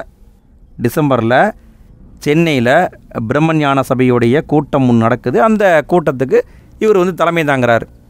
அந்த கூட்டத்தில் பேசிகிட்டு இருக்கும்போது இந்திய லெவலில் ஒரு பெரிய இயக்கத்தை உருவாக்கலாம் அப்படிங்கிற பேச்சுவார்த்தை உருவாகுது. அப்போ தான் இந்திய தேசிய காங்கிரஸ் அப்படிங்கிறத உருவாக்குறாங்க. 1885 டிசம்பர் 28 உருவாக்குறாங்க. இந்திய தேசிய காங்கிரஸ் பம்பாயில் உருவாக்கப்படுது. இந்த டேட்டு முக்கியம் ஃப்ரெண்ட்ஸ். இந்திய தேசிய காங்கிரஸ் எப்போ உருவாக்கப்பட்டது, காரணம் யார், அதனுடைய முதல் தலைவர் யார், இதெல்லாம் கேட்குறாங்க. சரிங்களா? ஸோ உருவாக்குறாங்க, பம்பாயை தலைமையிடமாக கொண்டு உருவாக்குறாங்க. இதனுடைய முதல் தலைவராக WC பானர்ஜி அப்படிங்கிறவர் தேர்வு செய்யப்படுறாரு. WC பானர்ஜி தான் முதல் தலைவர். இதையும் கண்டிப்பாக கேட்டிருக்காங்க, கேட்பாங்க. சரிங்களா? இந்தியாவை ஒரே நாடாக ஒருங்கிணைக்கணும் அப்படிங்கிறதுக்காகத்தான் இது உருவாக்கப்பட்டிருக்கு. பொது அரசியல் மேடையாக காங்கிரஸ் வந்து செயல்பட்டிருக்கு. இந்த காங்கிரஸுடைய முக்கியமான கோரிக்கைகள் என்னென்னு பார்த்தீங்கன்னா, இது வந்து ஒரு மிகப்பெரிய அரசியல் அமைப்பாக மாறணும் அப்படிங்கிறது இதனுடைய நோக்கம். அரசியல் அதில் வந்து பார்த்திங்கன்னா இந்திய பிரதிநிதிகள் இடம்பெற வேண்டும். அதாவது அரசியல் அமைப்புன்னா, அதாவது பிரிட்டிஷ்காரன் தான் வந்து பார்த்திங்கன்னா அமைச்சர்கள் சபையை வச்சுருந்தான். அந்த அமைச்சர்கள் சபையில் இந்தியர்கள் வரணும், இந்தியர்களும் உறுப்பினராக வரணும், இந்தியர்கள் கேட்டு தான் எல்லாம் பண்ணணும் அப்படிங்கிறது இதனுடைய முதன்மையான நோக்கமாக இருந்திருக்கு. பொருளாதாரத்தில் வந்து பார்த்திங்கன்னா நிலவரியை குறைக்கணும், அதிகமான வரியை வந்து குறைக்கணும். இறக்குமதி பண்ணுறீங்கன்னா அந்த பொருள் மேலே அதிகமான வரி போடுங்க, ஏற்றுமதி பண்ணால் வரியை குறைங்க அப்படிங்கிற மாதிரிலாம் பொருளாதார ரீதியாகவும் அது வந்து பேசியிருக்கு. அடுத்து வேறு என்ன பண்ணியிருக்காங்க, வேறு வந்து நிர்வாகம் சார்ந்தும் சில கோரிக்கை வச்சுருக்காங்க. இப்போ பார்த்திங்கன்னா நம்ம முன்னாடியே பார்த்தோம் இல்லைங்களா, ஐசிஎஸ் எக்ஸாமு, அது வந்து பார்த்திங்கன்னா இங்கிலாந்தில் தான் நடத்திட்டு இருந்தாங்க. அதை வந்து இந்தியாவிலையும் நடத்துங்க அப்படின்னு சொல்கிறாங்க. அதாவது இந்திய குடிமைப்பணி தேர்வுகளை இங்கிலாந்துலேயும் நடத்துங்க, இந்தியாவிலையும் நடத்துங்க. அங்கே பாஸ் ஆகிறவங்களையும் கொண்டாந்து இங்கே அப்பாயின்மெண்ட் பண்ணுங்கள், இங்கே பாஸ் ஆகிறவங்களையும் இங்கே அப்பாயின்மெண்ட் பண்ணுங்கள். ஸோ ஒரே நேரத்தில் நடத்துங்க அப்படிங்கிறது இதனுடைய கோரிக்கையாக இருந்திருக்கு. அடுத்து நீதித்துறையை பொறுத்த வரைக்கும் நிர்வாகத்தையும் நீதித்துறையும் முற்றிலுமாக பிரிக்கணும் அப்படிங்கிற மாதிரி கோரிக்கை வச்சுருக்காங்க. இதெல்லாம் கேட்பாங்களான்னு கேட்டால் கேட்க வாய்ப்பு இருக்குது. சரிங்களா? அதாவது இந்திய தேசிய காங்கிரஸுடைய நோக்கம் என்ன, கோரிக்கை என்ன அப்படின்னு கூட கேட்கலாம். அடுத்தது பார்த்திங்கன்னா தொடக்க கால தேசியவாதிகளின் பங்களிப்பு. நம்ம இப்போ பார்க்குற காலகட்டம் அப்படின்னு பார்த்திங்கன்னா 1885 தொடங்கப்பட்டது. 1905 வரைக்கும் இந்திய தேசிய காங்கிரஸில் என்னென்ன மாற்றங்கள் நடந்திருக்கு அப்படிங்கிறத பார்க்க போகிறோம். ஆரம்பத்தில் இந்திய தேசிய காங்கிரஸில் இருந்தவங்க அப்படின்னு பார்த்தீங்கன்னா எல்லாமே உயர்குடி பிரிவை சார்ந்தவர்கள். எல்லாமே பார்த்திங்கன்னா நல்லா படித்தவங்க. இப்போ வழக்கறிஞர்கள், மருத்துவர்கள், கல்லூரி பல்கலைக்கழக பேராசிரியர்கள், பத்திரிகை ஆசிரியர்கள், இந்த மாதிரி சமுதாயத்தில் மிக உயர்ந்த நிலையில் இருந்தவங்க தான் தலைவர்களாக இருந்திருக்காங்க. அவங்கள வந்து மிதவாத தலைவர்கள் அப்படின்னு சொல்கிறாங்க. இவங்க வந்து பார்த்திங்கன்னா ஆங்கில அரசுக்கு மனு கொடுத்துட்டு இருந்தாங்க. எங்கள் ஊரில் வந்து லைட் எரியல, ஒரு மனு போடுப்பா, எங்கள் ஊரில் லைட் எரியவில்லை, எங்கள் ஊரில் சாலை வசதி இல்லை, உடனே ஒரு கடிதம் போடுப்பா. இந்த மாதிரி எல்லாத்தையுமே மிதவாத போக்கோடு நடத்திக்கிட்டு இருந்தாங்க. இவங்களுடைய முக்கியமான சாதனை அப்படின்னு பார்த்தீங்கன்னா, நாம் ஒரே நாடு, இந்தியா ஒரே நாடு அப்படிங்கிற கருத்து வடிவம் உருவாக காரணமானவங்க மிதவாத தலைவர்கள் தான். அடுத்து இவங்களுக்குள்ளேயே பார்த்தீங்கன்னா 1890களில் பிரிவினை வருது. ஒரு சிலர் என்ன சொல்கிறாங்கன்னா, என்னப்பா எப்போ கேட்டாலும் லெட்டர் போட்டுக்கிட்டு மனு கேட்டுட்ருக்கீங்க, நம்ம வரி கட்டுறோம், நம்ம உரிமையை நம்ம கேட்குறோம், செய்ய மாட்டானா அப்படின்னு சொல்லிட்டு அதுக்குள்ளேயே பார்த்தீங்கன்னா தீவிர தேசியவாதிகள் அப்படிங்கிறவங்க உருவாக்குறாங்க. இதில் முக்கியமாக சொல்லணும் அப்படின்னா நம்ம பாலகங்காதர திலகர் அவங்களெல்லாம் நம்ம சொல்லலாம். 1897 திலகர் என்ன சொல்கிறாரு, சுயராஜ்யம் எனது பிறப்புரிமை, அதை அடைந்தே தீருவேன் அப்படின்னு சொல்கிறாரு. இப்படி சொன்னவர் யாரும் கூட கேட்டிருக்காங்க, கேட்பாங்க. சுயராஜ்யம் எனது பிறப்புரிமை, அதை அடைந்தே தீருவேன் அப்படின்னு சொன்னது திலகர். எப்போ சொன்னார்? 1897 சொன்னார். அதுக்கு அடுத்தது பார்த்திங்கன்னா இந்த பிரிவினை போயிட்டே இருக்குது. 1905 ஆங்கிலேயர்கள் வங்க பிரிவினை பண்ணுறாங்க. அதன் மூலமாக 1905 சுதேசி இயக்கம் அப்படிங்கிறது உருவாகுது. இந்த சமயத்தில் பார்த்திங்கன்னா இப்போ எங்கள் ஒரு டேட்டா கொடுத்துருக்காங்க பாருங்களேன். 1885 இந்திய தேசிய காங்கிரஸ் உருவாக்கப்படும் பொழுது அதில் 3 பார்த்திங்கன்னா ஒரு பகுதியினர் பத்திரிகையாளர்கள், 3 ஒரு பங்கு வந்து பத்திரிகையாளராக இருந்திருக்காங்க. அதில் குறிப்பிட்டு சொல்லணும் அப்படின்னா தாதாபாய் நவ்ரோஜி அவர் எடுத்துக்கோங்களேன். இவர் தான் தாதாபாய் நவ்ரோஜி. இவர் வந்து பார்த்திங்கன்னா இந்தியாவின் குரல், அதாவது வாய்ஸ் ஆஃப் இந்தியா, ராஷ்ட் கோப்தார், இந்த 2 பத்திரிகையை தொடங்கி அதனுடைய ஆசிரியர் இருந்திருக்கார். யார்? தாதாபாய் நவ்ரோஜி. அடுத்து பாருங்கள், சுரேந்திரநாத் பானர்ஜி. இவர் பெங்காலி அப்படிங்கிற ஒரு செய்தி பத்திரிகையை நடத்திட்டு இருந்திருக்காரு. பாலகங்காதர் திலகர், இவர் பார்த்திங்கன்னா கேசரி, மராத்தா போன்ற பத்திரிகையில் ஆசிரியராக செயல்பட்டிருக்காரு. ஸோ இப்படி ஆரம்ப காலத்தில் இருந்தவங்க எல்லாமே பத்திரிகை ஆசிரியர்கள் தான். இந்த பத்திரிகைகள் வந்து பார்த்திங்கன்னா பொதுமக்களுடைய கருத்துக்களை ஒன்றாக திரட்ட பெரிய அளவுக்கு பயன்படுத்தியிருக்கு. இதில் ஒரு பாயிண்ட் கொடுத்துருக்காங்க பாருங்கள். 1897 ஜூலை 27 திலகர் வந்து கைது செய்யப்படுறாரு. அதாவது இந்திய தண்டனை சட்டம் பிரிவு 124A இந்த செக்ஷன் படி நாடு தழுவிய எதிர்ப்புக்கு அவர் அழைப்பு கொடுத்தாரு அப்படிங்கிறதுக்காக அவரை கைது பண்ணுறாங்க. எப்போன்னு பார்த்துக்கோங்க, 1897 ஜூலை 27. எந்த சட்டம்ங்கிறது முக்கியம், இந்திய தண்டனை சட்டம் பிரிவு 124A. ஸோ இதெல்லாம் வந்து முக்கியமாக நடந்த நிகழ்வுகள். அடுத்து வந்து இங்கே வந்து பார்த்திங்கன்னா தாதாபாய் நவ்ரோஜி அவரை பற்றி கொடுத்துருக்காங்க. இவருடைய கோட்பாடு அப்படின்னு பார்த்தீங்கன்னா சுரண்டல் கோட்பாடு, சில்வர் சுரண்டல் கோட்பாடு அப்படின்னு சொல்லுவாங்க. இந்திய தேசியத்தின் முதுபெரும் மனிதர் அப்படின்னு அழைக்கப்படுறார். இந்த பாயிண்ட் முக்கியங்க, டைரெக்டாக கேட்கலாம். இந்திய தேசியத்தின் முதுபெரும் மனிதர் யார் அப்படின்னா தாதாபாய் நவ்ரோஜி. இவர் 1870களில் பம்பாய் மாநகராட்சி கழகத்துக்கும் நகரசபைக்கும் தேர்ந்தெடுக்கப்பட்டிருக்காரு. 1892 இங்கிலாந்து பார்லமெண்டத்துக்கு அவர் தேர்ந்தெடுக்கப்படுறாரு. நல்லா பாருங்கள், இங்கிலாந்து பார்லமெண்டத்துக்கு தேர்ந்தெடுக்கப்பட்ட உறுப்பினர் யார்? தாதாபாய் நவ்ரோஜி. 1892 அவரையே தேர்ந்தெடுத்திருக்காங்க பாருங்கள். இவர் வந்து லண்டனில் இந்திய சங்கம், இந்தியன் சொசைட்டி 1865 கிழக்கிந்திய கழகம், ஈஸ்ட் இந்தியன் அசோசியேஷன் 1866 இந்த அமைப்புகளை உருவாக்கியிருக்காரு. 3 முறை இந்திய தேசிய காங்கிரஸின் தலைவராக தேர்ந்தெடுக்கப்பட்டிருக்காரு. இந்த ஏரியா முக்கியம் ஃப்ரெண்ட்ஸ். அதாவது இந்திய சங்கம் உருவாக்கப்பட்ட ஆண்டையும் கேட்கலாம், யார் உருவாக்குனாங்கன்னு கேட்கலாம். நல்லா பார்த்துக்கோங்க, ஃபஸ்ட்டு உருவாக்கப்பட்டது இந்திய சங்கம் தான். அதை எங்கே உருவாக்கியிருக்காரு? லண்டனில் தான் உருவாக்கியிருக்காரு, இங்கே உருவாக்கலை. 1865. கிழக்கிந்திய கழகம் அப்படிங்கிறத 1866 உருவாக்கியிருக்காரு. 3 முறை இந்திய தேசிய காங்கிரஸுடைய தலைவராக இருக்கார். இவர் வந்து ஒரு புத்தகம் எழுதியிருக்காரு, இந்தியாவில் வறுமையும் பிரிட்டிஷ் தன்மையற்ற ஆட்சியும். ஆங்கிலத்தில் சொல்லணுன்னா poverty and un-British rule in India. 1901 எழுதப்பட்ட புத்தகம். இந்த ஆண்டு முக்கியம் ஃப்ரெண்ட்ஸ், கேட்கலாம். 1901 தான் அவர் புத்தகம் எழுதியிருக்காரு. அந்த புத்தகத்தில் செல்வ சுரண்டல் அப்படிங்கிற கோட்பாட்டை முன்வைக்கிறாரு. இந்தியாவில் ஆங்கில அரசு வசூலிக்கும் வரி இங்கிலாந்துடைய நலனுக்காக எவ்வாறு செலவிடப்படுது அப்படிங்கிறதெல்லாம் அவர் சொல்லியிருக்காரு. இந்தியாவில் மக்கள் இவ்வளோ கஷ்டப்படுறாங்க அப்படிங்கிறது சொல்லியிருக்காரு. ஸோ இந்த டேட்டாலாம் பார்த்துக்கோங்க. அடுத்து இவ்வளோ தான் ஃப்ரெண்ட்ஸ், இந்த பாடத்தை பொறுத்த வரைக்கும் இவ்வளோ தான் முக்கியமான பாயிண்ட் இருக்குது. அடுத்து இன்னும் இருக்குது. இன்னும் பார்த்தீங்கன்னா ஒரு கிராஃப் இருக்குது, காட்டுறேன் பாருங்கள். இந்திய தேசிய காங்கிரஸுடைய மாநாடுகள், இந்த மாநாடுகளையும் பார்த்துக்கோங்க ஃப்ரெண்ட்ஸ், கண்டிப்பாக கேட்பாங்க. இதில் சொல்லணும் அப்படின்னா சிறப்பு மாநாடு அப்படிங்கிறது பார்த்திங்கன்னா 4 முறை நடந்திருக்கு. ஃபஸ்ட்டு சிறப்பு மாநாடு அப்படிங்கிறது பம்பாயில் நடந்தது, ஃபஸ்ட்டு சிறப்பு மாநாடு. அடுத்து 2வது பார்த்திங்கன்னா கல்கத்தாவில் நடந்தது. அதுக்கடுத்து பார்த்திங்கன்னா டெல்லியில் நடந்தது. அதுக்கடுத்தது பார்த்திங்கன்னா 1942 பம்பாயில் நடந்தது. சரிங்களா? சிறப்பு மாநாட்டில் 2 முறை பம்பாயில் நடந்திருக்கு, 1 முறை டெல்லி, 1 முறை கல்கத்தாவில் நடந்திருக்கு. அடுத்து பார்த்திங்கன்னா சென்னையில் வந்து 3வது மாநாடு 1887 நடந்திருக்கும். முதல் மாநாட்டை பொறுத்த வரைக்கும் பம்பாயில் நடந்திருக்கும் ஃபஸ்ட்டு மாநாடு. 2வது மாநாடு வந்து கல்கத்தாவில் நடந்திருக்கும். சரிங்களா? அடுத்தது வந்து பார்த்திங்கன்னா வேறு என்ன இருக்குது? இப்போ ரீசெண்டாக கூட நியூஸில் அடிபட்டுச்சு இல்லைங்களா, பெல்காம் மாநாடு 1924 நடந்தது. இந்த மாநாட்டுக்கு வந்து மகாத்மா காந்தியடிகள் தலைமையேற்றிருப்பார்னு நினைக்கிறேன். ஏன்னா இப்போ நூற்றாண்டு விழாவை வந்து கொண்டாடினாங்க. அடுத்து வந்து பார்த்திங்கன்னா கராச்சியுடைய மாநாட்டில் வந்து வல்லபாய் பட்டேல் வந்து தலைவராக இருந்திருப்பார்னு நினைக்கிறேன். லாகூர் மாநாட்டில் வந்து ஜவஹர்லால் நேரு வந்து மூவர்ண கொடி ஏற்றிருப்பார். அடுத்து வேறு என்ன இருக்குங்க? வடகிழக்கு மாநிலங்களில் பாருங்கள், கவுகாத்தியில் மட்டும் 1926 நடந்திருக்கு. அடுத்து கான்பூர் மாநாடு 1925. இதில் தான் வந்து சரோஜினி நாயுடு வந்து தலைவராக இருந்திருப்பார்னு நினைக்கிறேன். இது வந்து கன்ஃபார்மாக தெரியல, நினைக்கிறேன். சரிங்களா? அடுத்தது அவ்வளோதான் ஃப்ரெண்ட்ஸ். அடுத்தது வந்து பார்த்திங்கன்னா இங்கே ஒரு முக்கியமான பாயிண்ட் இருக்குது பாருங்கள். மாநாடு நடைபெறாத ஆண்டுகள், இதையும் கண்டிப்பாக கேட்பாங்க. 1930 நடக்கலை, 1935 நடக்கலை, 1941 to 45 வரைக்கும் நடக்கலை. ஸோ இதெல்லாம் பார்த்துக்கோங்க ஃப்ரெண்ட்ஸ். மனப்பாடம் பண்ணிக்கோங்க, கண்டிப்பாக கேட்க வாய்ப்பு இருக்குது.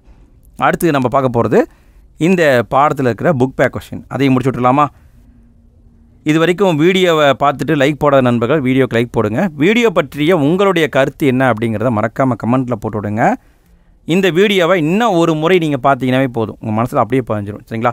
இந்த டாப்பிக்கை பொறுத்த வரைக்கும் தனியாக படிக்கிறதுங்கிறது ரொம்ப கஷ்டம், போர் அடிக்கும், சில நேரத்தில் பாடமே மூயாது, ரொம்ப லென்த்தாக போகும். பட் வீடியோவை பார்த்தீங்கன்னா ஈஸியாக மனசில் பதியும். சரி, ஃபஸ்ட்டு கேள்வியை பாருங்கள். சரியான விடையை தேர்ந்தெடுக்கவும். காந்தியடிகள் தென்னாப்பிரிக்காவிலிருந்து எந்த ஆண்டிற்கு இந்தியா திரும்பினார் அப்படின்னா 1915. இந்தியாவில் ஆங்கில கல்வி எந்த ஆண்டு அறிமுகப்படுத்தப்பட்டது? 1835. மாறுபட்ட ஒன்றை தெரிவு செய்க. இதில் பார்த்தீங்கன்னா அரவிந்த் கோஷ் வரமாட்டார், ஏன்னா William Jones, Charles Wilkins, marks Muller இவங்கெல்லாம் வந்து பார்த்திங்கன்னா மொழியியல் அறிஞர்கள். அடுத்த கேள்வியை பாருங்கள். சுயராஜ்யம் எனது பிறப்புரிமை, அதை அடைந்தே திருவேன் என்று சொன்னவர் பாலகங்காதர திலகர். அடுத்து 5வது கேள்வி வந்து பொறுத்துக்க டைப்பில் கொடுத்துருக்காங்க. பாலகங்காதர் திலகர் இவர் வந்து கேசரிங்கிற பத்திரிகை நடத்தினார். தாதாபாய் நவ்ரோஜி இந்தியாவின் குரல் அப்படிங்கிறது நடத்தினார். மெக்காலே இந்திய கல்வி குறித்த குறிப்புகள். வில்லியம் டிக்பை மெட்ராஸ் டைம்ஸுடைய ஆசிரியர். அடுத்து 6வது கேள்வியை பாருங்கள். பின்வரும் எந்த ஒன்று சரியாக பொருந்தியுள்ளது? இதில் வந்து பார்த்திங்கன்னா சென்னை வாசிகள் சங்கம் 1852 உருவாக்கப்பட்டது, இது கரெக்டு. ஆங்கில கல்வி சட்டம் 1835 கொண்டு வந்திருப்பாங்க, ஸோ இது தவறு. அடிமை முறை ஒழிப்பு வந்து 1843 பண்ணியிருப்பாங்க. இண்டிகோ கழகம் 1859-60 நடந்திருக்கும். அடுத்து 7வது கேள்வியை பாருங்கள். கால வரிசைப்படி தேர்வு செய்க. இங்கே பார்த்தீங்கன்னா ஃபஸ்ட்டு வர்றது வந்து சென்னை வாசிகள் சங்கம் தான் ஃபஸ்ட்டு. அடுத்து செகண்டு பார்த்தீங்கன்னா இந்திய சங்கம். அதற்கடுத்து பார்த்தீங்கன்னா கிழக்கிந்திய கழகம். அடுத்து மெட்ராஸ் மகாஜன சங்கம். அடுத்து 8வது கேள்வியை பாருங்கள். இந்திய தேசிய காங்கிரஸை நிறுவியவர் ஏஓ ஹியூம். அடுத்து 9வது கேள்வி. இந்திய தேசிய காங்கிரஸின் முதல் தலைவர் WC பானர்ஜி. 10வது கேள்வி. இந்தியாவின் முதுபெரும் மனிதர் என அழைக்கப்படுபவர் தாதாபாய் நவ்ரோஜி. 11வது கேள்வி. இந்தியாவில் வறுமையும் பிரிட்டிஷ் தன்மையற்ற ஆட்சியும், இந்த நூலை எழுதியவர் தாதாபாய் நவ்ரோஜி. அடுத்து பார்த்திங்கன்னா கூற்று காரணம் டைப்பில் கொடுத்துருக்காங்க. கூற்று: ஆங்கில அரசாங்கம் தடையற்ற வணிகக் கொள்கையை பின்பற்றியது, இது கரெக்டு. காரணம்: இங்கிலாந்தின் தடையற்ற வணிகக் கொள்கையால் இந்தியா நன்மையை பெற்றது, தவறு. இந்தியாவுக்கு தீமை தான், ஸோ கூற்று சரி, காரணம் தவறு. அடுத்து 13வது கேள்வி. ஒடிசா பஞ்சம் குறித்த பின்வரும் கூற்றுகளில் சரியானவை எவைன்னு கேட்டிருக்காங்க. கூற்று 1: 1866 1.5 மில்லியன் மக்கள் ஒரிசாவில் பட்டினியால் இறந்தார்கள், கரெக்டு. கூற்று 2: பஞ்சகாலத்தில் 200 மில்லியன் பவுண்ட் அரிசியை பிரிட்டனுக்கு ஆங்கில அரசு ஏற்றுமதி செய்தது, கரெக்டு. கூற்று 3: ஒரிசா பஞ்சமானது தாதாபாய் நவ்ரோஜியை இந்திய வறுமை குறித்து வாழ்நாள் ஆய்வை மேற்கொள்ள தூண்டியது, இது கரெக்டு. அப்போ இங்கே பார்த்தீங்கன்னா மேற்கண்ட அனைத்தும் சரி. அவ்வளோதான் ஃப்ரெண்ட்ஸ், இந்த பாடத்தை நம்ம முடிச்சிட்டோம். அடுத்த பாடத்துக்கான வீடியோ விரைவில் வந்துக்கிட்டு இருக்குது. அந்த வீடியோவை பார்க்க மறக்காமல் சப்ஸ்கிரைப் பண்ணிக்கோங்க.